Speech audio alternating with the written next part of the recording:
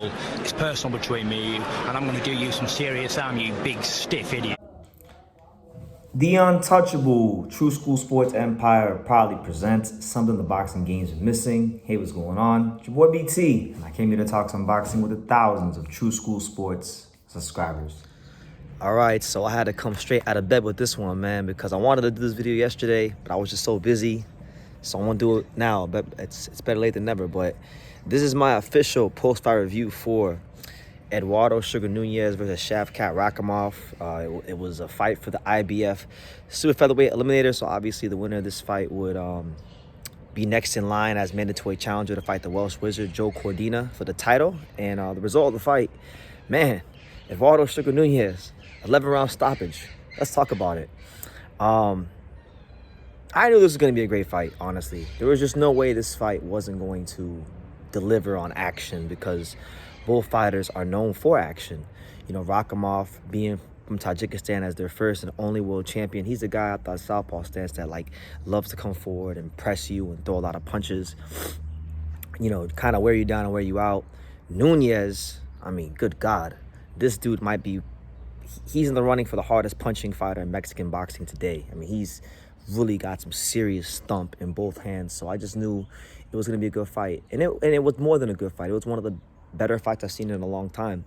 Early in the fight, Nunez did a great job of, I thought, you know, yeah, he was still aggressive. Yeah, he was still doing his best to be the aggressive fighter that he is. But he had an aggressive fighter as well in front of him in Rakhimov. So I thought Nunez was mixing up his looks as far as, you know, boxing, knowing when to box and knowing when to come forward and punch. So you did see a little bit more of that early on in the fight from Nunez. As far as him just boxing, he wasn't like just coming forward as much, but he was still coming forward at the same time. Rakhimov did what Rakhimov always does, which is, you know, come forward, throw a lot of punches, but and he was landing, like he landed his fair share of shots because Nunez isn't exactly Pernell Whitaker. You can definitely land some leather on him, but Nunez took the punches really well, and it was really one of those fights where when as you're watching it, you kind of knew it was going to be about who would fold first, who would bend to whose will first, and you know, we got to, you know, Nunez got into uncharted territory where, you know, you get to the 10th or 11th round. He's never really been to no 10th or 11th round in his career. If you look at his career, all 26 of his wins have been by knockout. And those are all, you know, 8, 10-round fights where he's knocking the guys out pretty early. So he's not really going that level of rounds. And mind you, he's going rounds with somebody who in Rakhimov, who's used to going rounds, who's got a great gas tank, who doesn't really fold up in these fights.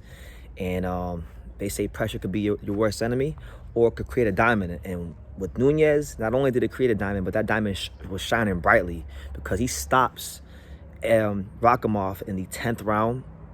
A lot of body shots. He broke him down with a lot of body shots, backed him up, got him on the ropes. And when he got him on the ropes and he saw that he was hurt, he let the leather fly, let his hands go. And the referee came in and waved out the stoppage. So a great win for Eduardo Sugar Nunez. I think a real statement victory to the 130 division, because now you look at Nunez. Nunez is the IBF mandatory challenger. He's beaten a former champion in Rakhimov, and he's now in line to fight the Welsh Wizard, Joe Cordina. And that's going to be a great fight. I mean, look, Joe Cordina, I know he's been a bit of an accountant, and he didn't want to fight O'Shaquie Foster. Well, guess what?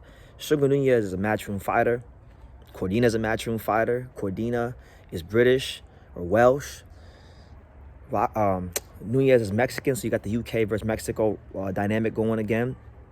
And look, man, Joe Cordina, I was just interviewing one of the kids out in Vegas. This kid named Adrian Serrano, good up and coming fighter from California.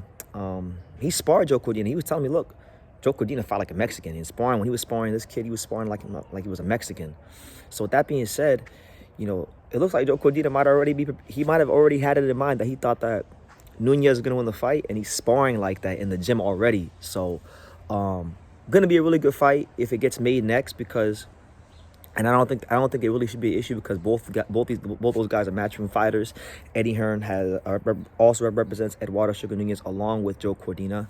So you're going to have two heavy-handed guys fighting for the title. And Cordina is looked at to be one of the UK's best pound-for-pound fighters in the world. Some people would even say I've heard people say they think he's the best British pound-for-pound fighter in the world today. Fights like this against Nunes are gonna prove it, because I'm telling you, this dude's punching with some serious. I don't know, like, and I don't know what kind of Mexican food he's eating. I don't know what kind of Mexican meat or burritos or tacos or beans he's eating, but man, that dude can really crack. I mean, I was comparing him a lot to Rocky Hernandez because he had a similar record. To Rocky Hernandez, he had one loss and all his wins by knockout, just like Rocky Hernandez before the Shaki Foster fight.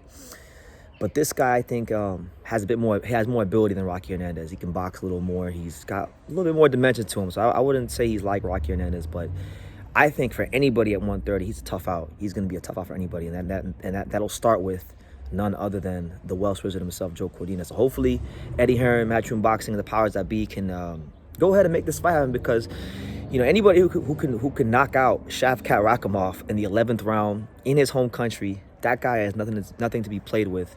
And I just thought Nunes did a great job in the fight of picking when to box, picking when to slug, picking when to exchange. And it was just a really, really fun fight to watch. And so for me, like, there was a lot of boxing on yesterday. Like, I did 2 profile review videos for Shaki Foster and for Nochinga. And there was a Pro Box card as well, which I didn't even do a video about. But this, to me, was the best fight of the day, because it was the best fight. It was, in my opinion, I wouldn't say the most significant, but it was a very important fight.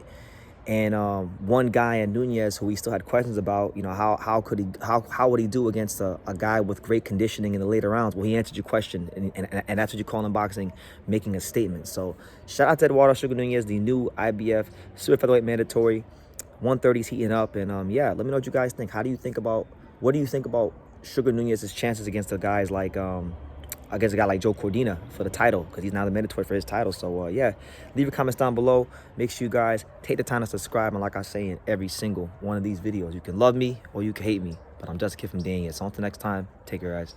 Thank you for watching another video on the untouchable True School Sports Empire. For more great boxing content just like this video, click right here and make sure to subscribe. Much love from sunny South Florida.